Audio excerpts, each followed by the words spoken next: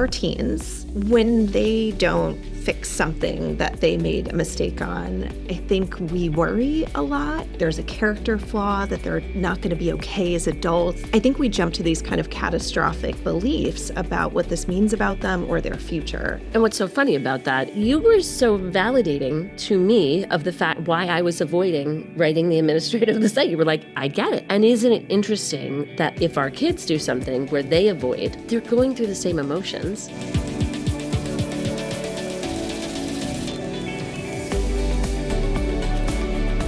Welcome back to the Parenting Pair podcast. I'm Dr. Annalise Karen. And I'm Dr. Suzanne Allen. And today we're going to follow up on last week's episode. So if you missed it, I would encourage you to go back. It was a very funny one where Suzanne and I talked about really kind of that no one has it all together, and I think that's something parents feel a lot. That, oh gosh, I'm not on top of this, or I should have known that, or that family over there seems to always know what to do and has it together. And I think it's important for us all to remember that we're all just trying to figure it out and we're doing the best we can, right? And so in the course of that episode, I described a funny anecdote to point out that I really don't have it all together. And that anecdote, go back to the episode to listen, how would you frame it? I mean, I can tell what happened, but how would you describe it, Suzanne? Well, we had a large visual pile of dog tooth finger wipes. And if you're unclear with what dog tooth finger wipes are, there's something that you can clean your dog's teeth with. And I don't have it together, so much so that my dog's breath smelled so bad that my veterinarian person said, we've got to do something about this, but then looked closer and said, oh no, the teeth are decaying. We've got to pull some teeth. So now Bodhi had a surgery, lost some teeth. And I decided, I'm going to fix this problem by getting dog tooth finger wipes because, blessing or a curse, I don't brush my dog's teeth. I didn't know that was a thing. I thought dogs were kind of okay without it. Boy, was I wrong.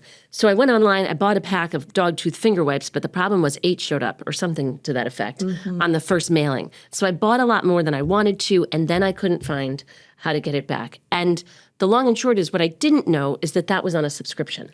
And so I ended up last week in our episode for our YouTube watchers, they'll remember I had a massive on the table pile of dog tooth finger wipes. And I think your dog doesn't have that many teeth left. Right. So I'm not sure how many you actually need to do this. I have a level of dog tooth finger wipes that's really over the top. And anyway, we ended up that episode, and I try to hold to what I say I'll try to do, with the idea. I had shared that I then posted the extra dog tooth finger wipes on a shares site that I'm on, like within Facebook. And I'm sure many of you parents may know what this is, where you can kind of post like, oh, I have this side table I don't need anymore. Does anyone want it? And then, whoever writes back and says they want it, you can share it with them. And so it's a shares site, and it's been wonderful. I've used it a lot. And so I had put the dog tooth finger wipes on this shares site.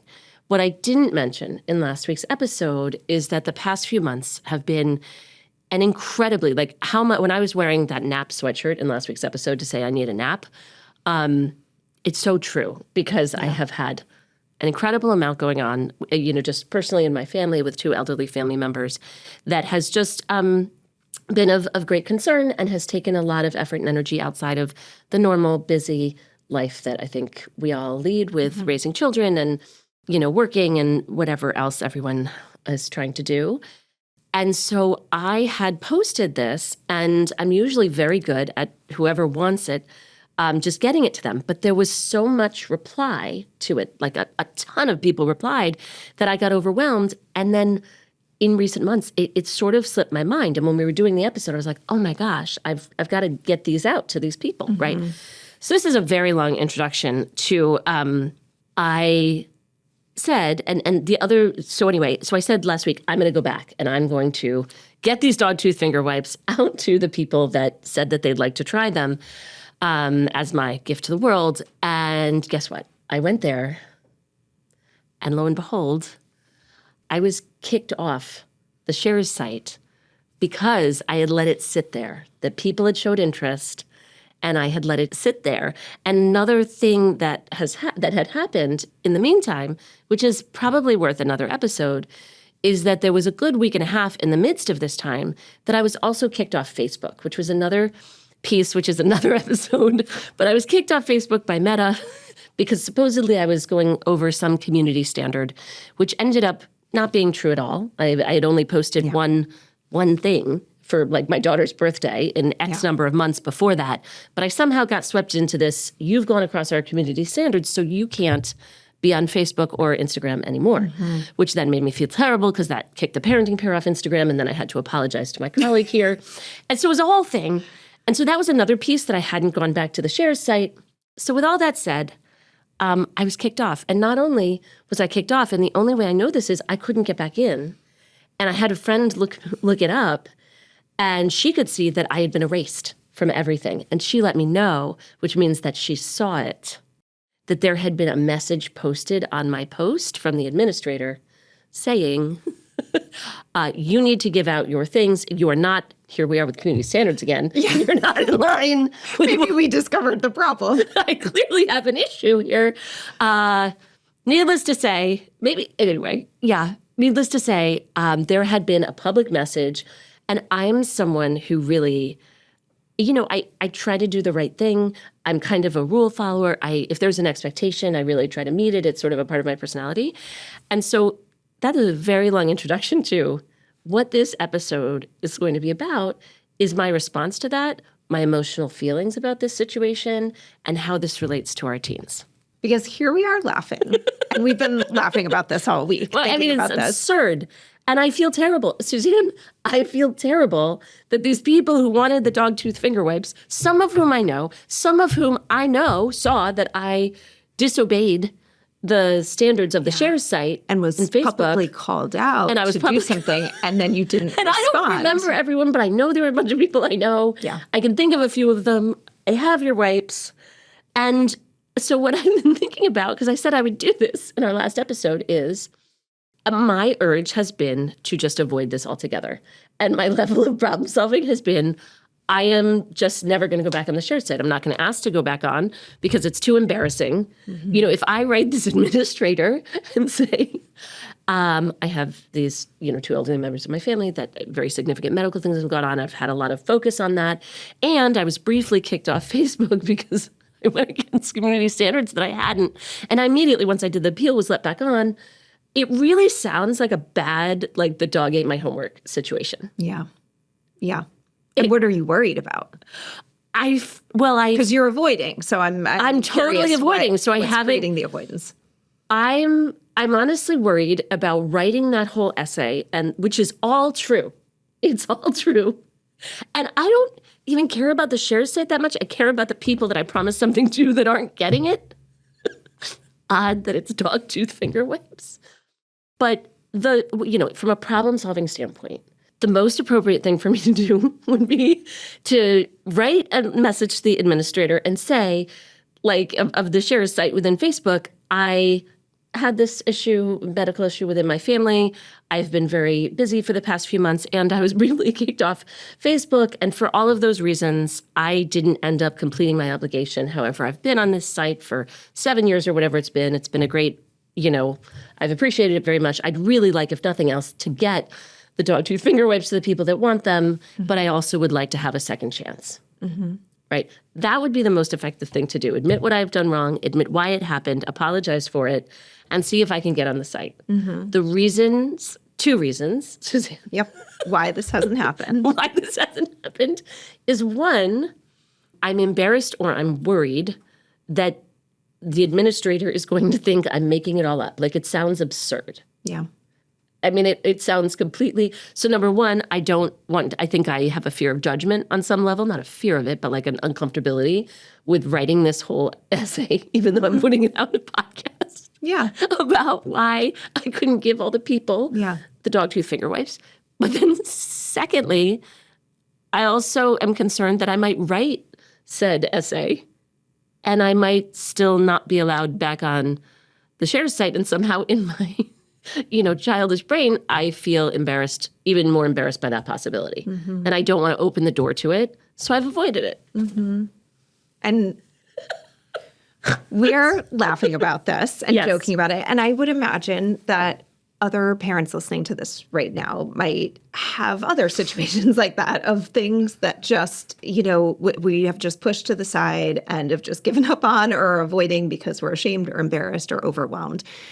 And yet I can't help but think of our teens in this moment. Yep. And when they maybe don't follow up with the teacher or they don't fix something that they made a mistake on, I think we worry a lot that we didn't teach them something, that there's a character flaw, that they're not going to be okay as adults, that they won't be able to fix mistakes or apologize or figure something out. I think we jump to these kind of catastrophic beliefs about what this means about them or their future. And what's so funny about that is when I brought this to you and when I said that this should maybe be our next podcast, partly because of, and this is my own judgment, but it's, I think, reflecting my own embarrassment by the situation, how absurd it is, right? And I want to model that if we don't have it all together, we don't, But also, you were so validating to me of the fact why I was avoiding writing the administrative of the site. You were like, I get it. And isn't it interesting that, like, if our kids do something where they avoid, right? I know exactly what I'm doing and why I'm doing it. They may not always be able to articulate why they might be avoiding something, but they're going through the same emotions, right? But then we as parents get worried and jump to conclusions. Oh, no, they have a poor work ethic, just like you were saying. Or, oh, no, maybe there's something, this is going to hurt their future in some big way, right? And the example I brought up, there are ways that we adults can hurt our futures or do things that have much more significant consequences than what I've done. Oh, and it would be with people who have just stopped going to a job or, Sure. Different things because of some sort of an embarrassment. ended or relationships, conflict. Yeah. avoided job interviews, avoided, admitting something that could very easily be fixed. So certainly the issues can be more consequential than these poor people waiting for their dog tooth finger wipes that may or may not ever get them. But I think I felt so okay because you and my husband, and it's been a lovely joke and I can laugh at myself and all understood it. Yeah. And that made it be something fun and funny for me to talk about and okay to talk about, as opposed to what I think a lot of us, and I'm including myself in this sometimes, may think about our kids. And so that's really the point of this episode, that if you see your child or teen maybe avoiding something that to you feels really quite straightforward and maybe, easy to fix or easy to manage or easy to do. Or something you think they just need to deal with. They just need to deal with. Because if not, the consequence matters. Why do they not care about the consequence, right? Making those kind of judgments. Right. I think if we could just take that pause and try to remember that the feelings that they're having are the exact same feelings, maybe more so, and maybe more consequentially so, as the feelings I'm having about this situation with the Shares site. And in this moment, right, there's some public embarrassment for you because you were called out kind of publicly. Thank you, Suzanne. Thanks for that. So for those of you who missed it, there's public embarrassment. There's some public embarrassment.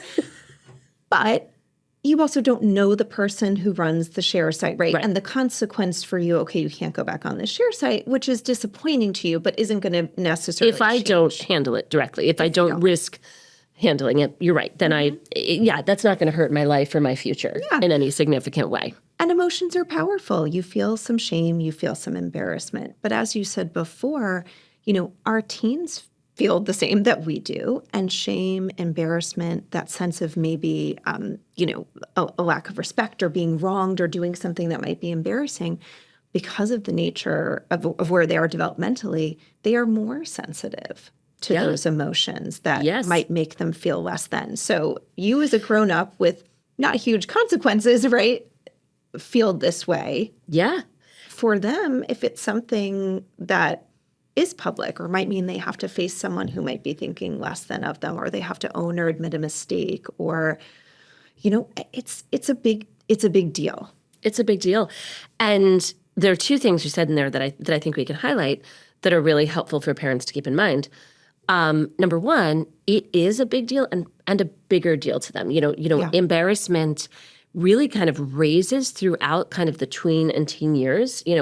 it's, it can happen. It certainly can happen, but it's much more rare for a young child to feel super embarrassed, right? Like, have you ever seen a toddler, when they're dancing, openly, and then you get more inhibition sort of as you grow up and as you get older.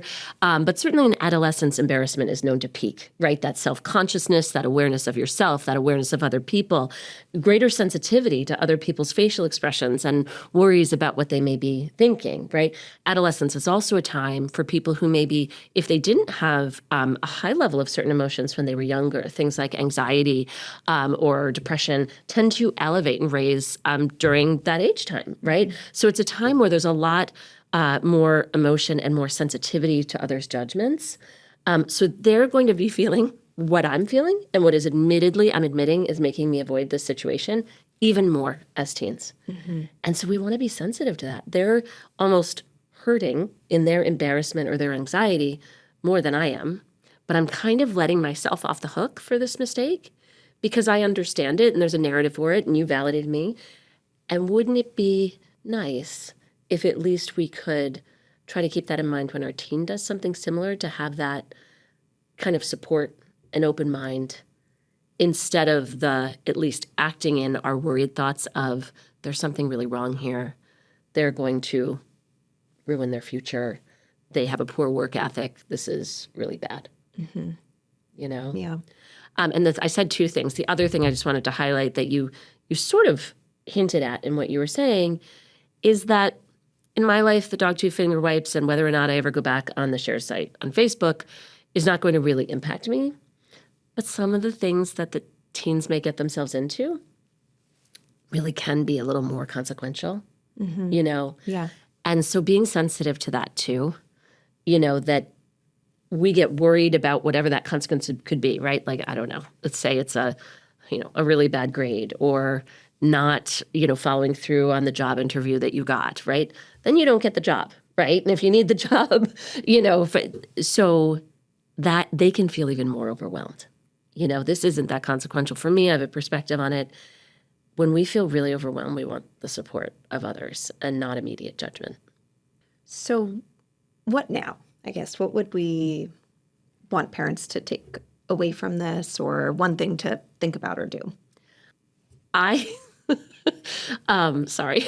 I think it's what we were just talking about, that just acknowledging, having a little humility that sometimes we as humans misinterpret our kids' behavior and think that it's worse than it is, or may miss that their avoidance, we might assume their avoidance or withdrawal from something is really due to a character flaw that it really may not be. Or a lack of caring or lack of interest in something. Right. And so trying to see that, and when we can hold that possibility when our child or teen is doing something that makes us worried, why aren't they doing that? They should do this. All of those kinds of thoughts. If we can hold the dog tooth finger wipes in mind, that maybe there's some embarrassment, maybe they need a little support before the judgment, really. Suggest one of my favorite questions to ask, and I, use this with teens and adults I'm working with, is what else might be true?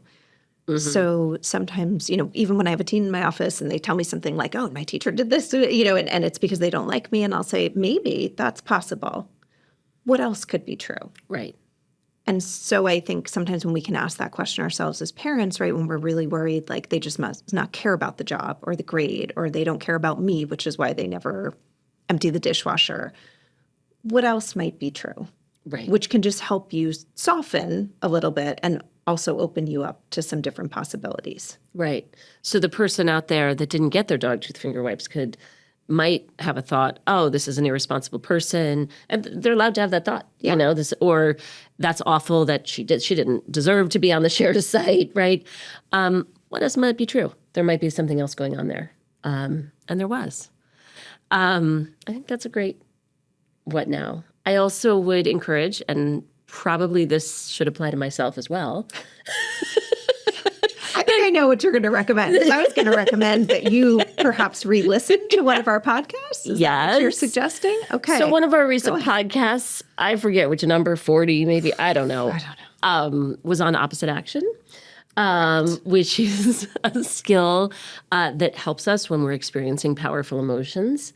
And sometimes if we can find ways to act opposite to those emotions, even in gentle ways, that can really shift us into a pattern of behavior that's more effective for us or that makes us feel better in the moment. And it's a really good episode, and I probably should listen to it myself. And perhaps we'll have an update at some point soon about the future of the dog finger wipes. All right, I'll keep that in mind.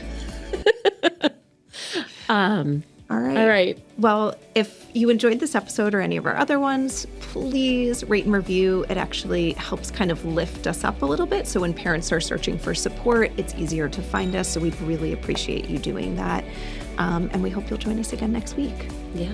Have a great week.